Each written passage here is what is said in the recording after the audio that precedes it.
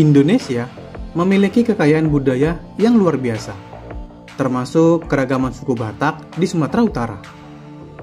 Uniknya, di kalangan masyarakat Batak yang majemuk, Batak Toba, Karo, Mandailing, Simalungun, Angkola, Pakpak, hingga Nias, berkembang sejumlah gereja kesukuan, yaitu denominasi gereja Kristen Protestan yang identitasnya terkait erat dengan bahasa dan budaya atau subsuku Batak tertentu.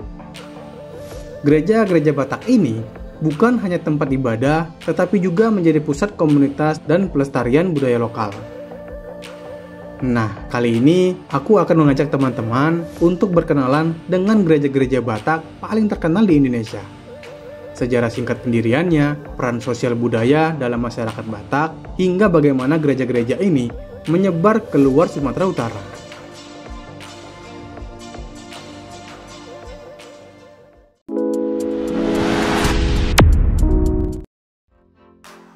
Pertama, Gereja Batak Toba.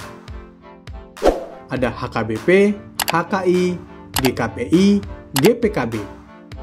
HKBP sendiri adalah singkatan dari Huria Kristen Batak Protestan, adalah gereja Batak Toba terbesar, dengan arsitektur gereja yang sederhana dan kalimat Jahowado Si Parmahan Ahu, yang berarti Tuhan adalah gembalaku. Nah, kalau ada yang salah-salah, teman-teman boleh ya koreksi di kolom komentar di bawah. Suku Batak Toba merupakan subsuku Batak terbesar dan memiliki beberapa denominasi gereja yang melayani umat dan budaya Toba. Berikut beberapa gereja utama Batak Toba. Yang pertama ada Huria Kristen Batak Protestan atau HKBP. Inilah denominasi gereja Batak terbesar dan tertua. HKBP berdiri sejak 1861 berkat penginjilan misionaris Jerman seperti Dr. I.L. Nommensen. Gereja beraliran Lutheran Reformed ini tumbuh pesat dan kini menjadi gereja Protestan terbesar di Indonesia, bahkan salah satu terbesar di Asia. Sebagai pionir, HKBP juga berperan besar dalam pendidikan.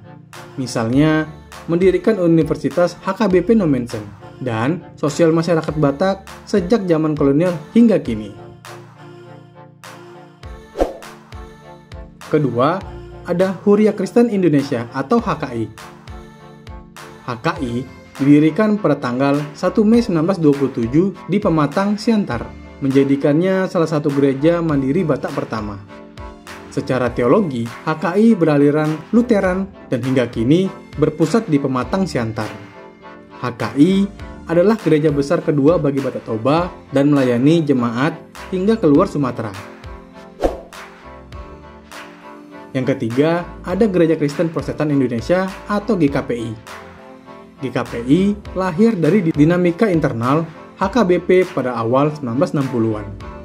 Adanya keinginan pembaruan di tubuh HKBP yang tak tersalurkan kala itu berujung pada pemisahan sekelompok jemaat mendirikan GKPI pada 30 Agustus 1964 di Pematang, Siantar.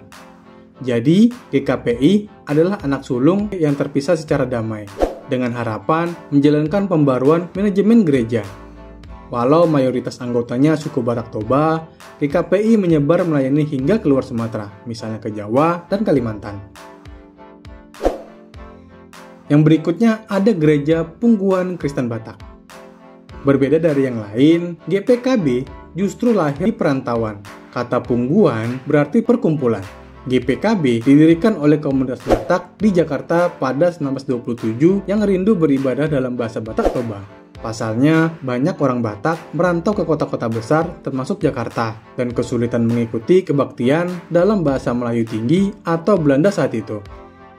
Gereja ini berperan sebagai wadah orang Batak di perantauan untuk bersekutu, melestarikan bahasa dan lagu-lagu Batak dalam ibadah, serta saling mendukung satu sama lain.